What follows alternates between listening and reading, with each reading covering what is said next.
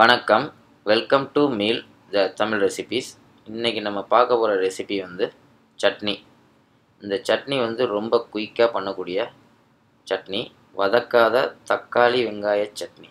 இந்த சட்னிக்கு தேவையான பொருட்கள்: வெங்காயம் ஒரு பெரிய வெங்காயம், தக்காளி 2 மீடியம் சைஸ், புளி ½ லெமன் சைஸ், பூண்டு 2 பல், வரமிளகாய் 1, கருவேப்பிள்ளை சிறிதளவு, கடுகு, உளுத்தம்பருப்பு கடைசியாக நம்ம தாளிக்கிறதுக்கு. இங்கே பார்த்தீங்கன்னா இந்த வெங்காயம், பூண்டு இது ரெண்டையும் வதக்காமல் அரைக்கிறதுனால உங்களுக்கு அதில் கொஞ்சம் காரம் கொடுக்கும். அதனால் நாங்கள் ஒரே ஒரு வரமிளகாய் எடுத்து வச்சுருக்கோம்.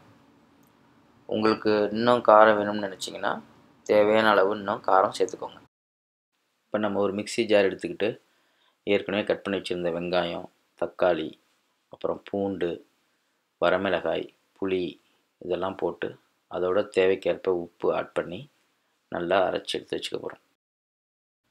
இப்போ இந்த சட்னி அரைச்சாச்சுங்க. இதை நம்ம வந்து வேறு பாத்திரத்தில் எடுத்து வச்சுக்கிறோம்.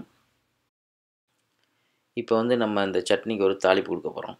இதுக்கு பார்த்திங்கன்னா ஒரு சின்ன பேனில் எண்ணெய் சூடானதுக்கப்புறம் கடுகு, உளுந்தம்பருப்பு, கருவேப்பிலை இதெல்லாம் போட்டு நல்லா பொரிஞ்சதுக்கப்புறம் இதை நம்ம வந்து ஏற்கனவே அரைச்சி வச்சுருந்த சட்னியில் ஆட் பண்ணுறோம். இப்போ இந்த குயிக் சட்னி ரெடி ஆயிடுச்சுங்க. இந்த வதக்காத தக்காளி வெங்காய சட்னி இட்லி, தோசை, குழிப்பணியாரம் இதுக்கெலாம் நீங்கள் வச்சு சாப்பிட்லாம். ரொம்பவுமே சுவையாக இருக்கும். நம்ம வந்து வதக்காதனால ஒரு டிஃப்ரெண்ட்டான சுவையை கொடுக்கும் அதுக்கு. நீங்களும் செஞ்சு பாருங்கள். உங்களுக்கு பிடிச்சிருந்தா லைக் பண்ணுங்கள், ஷேர் பண்ணுங்கள், சப்ஸ்கிரைப் பண்ணுங்கள். தேங்க்யூ ஃபார் வாட்சிங்.